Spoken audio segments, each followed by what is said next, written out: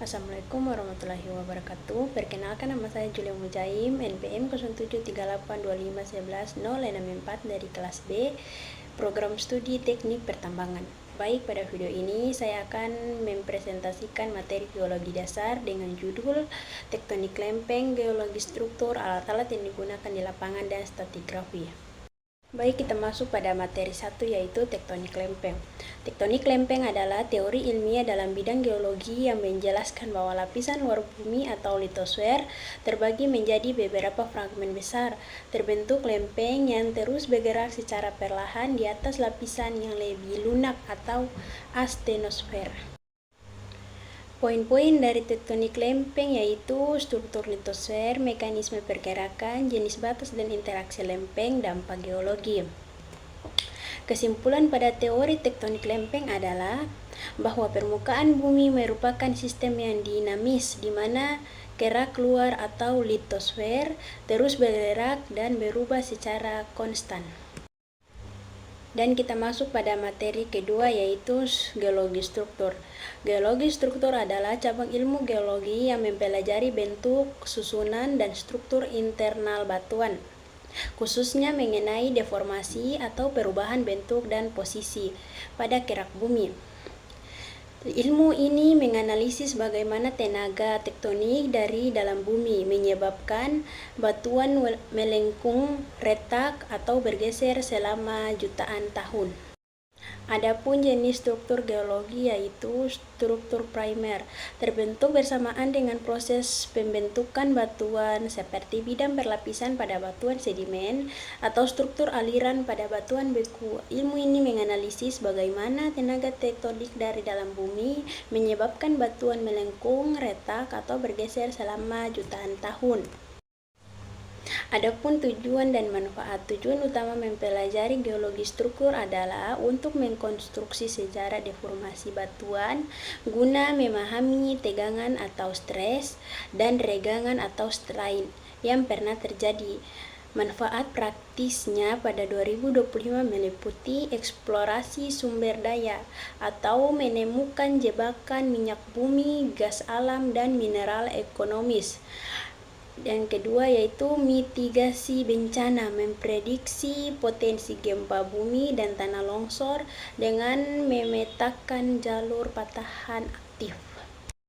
Selanjutnya, kesimpulan dari geologi struktur adalah bahwa ilmu ini merupakan kunci untuk memahami bagaimana dan mengapa kerak bumi berubah bentuk akibat gaya tektonik. Kita masuk pada materi ketiga, yaitu alat-alat yang digunakan saat turun di lapangan untuk praktek. Yang pertama yaitu ada GPS atau Global Positioning System. Alat navigasi berbasis satelit yang digunakan untuk menentukan koordinat posisi atau lintang dan buzur, serta ketinggian suatu lokasi secara akurat di permukaan bumi. Yang kedua ada kompas geologi, yaitu alat multifungsi yang digunakan untuk menentukan arah atau proyeksi, mengukur sudut kemiringan lereng atau slope, serta mengukur kedudukan lapisan batuan atau jurus atau strike dan kemiringan atau dip. Dan selanjutnya ada HT atau Handi Talk, alat komunikasi nirkabel dua arah menggunakan gelombang radio yang digunakan oleh tim geologi untuk berkoordinasi di area lapangan yang tidak memiliki sinyal ponsel.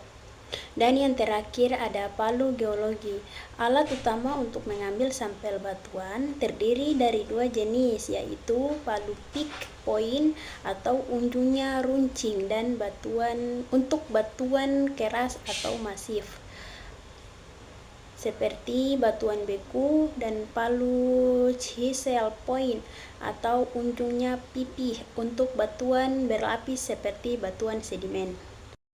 Baik, kita masuk pada materi yang terakhir, materi keempat, yaitu stratigrafi. Stratigrafi adalah cabang ilmu geologi yang mempelajari tentang lapisan batuan atau strata, termasuk mengenai aturan, hubungan, dan proses pembentukannya dalam konteks ruang dan waktu. Fokus utamanya adalah pada batuan sedimen dan batuan vulkanik berlapis. Adapun aspek-aspek utamanya yaitu yang pertama prinsip dasar, hukum superposisi, horizontal asli, kontinuitas lateral, hubungan potong-memotong. Yang kedua yaitu tujuan analisis, menentukan umur relatif, korelasi batuan, rekonstruksi lingkungan purba. Dan yang ketiga yaitu manfaat praktis, eksplorasi energi, mitigasi bencana, dan arkeologi.